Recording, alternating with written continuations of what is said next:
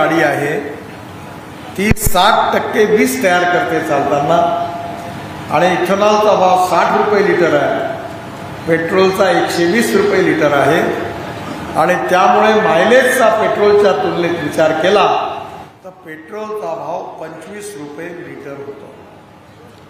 आणि आता मीच ट्रान्सपोर्ट मंत्री आहे आणि मी फोकराणा मारणारा नेता नाही आहे। मैं जो कहूंगा वो डंके की चोट पर पूरा करके दिखाऊंगा।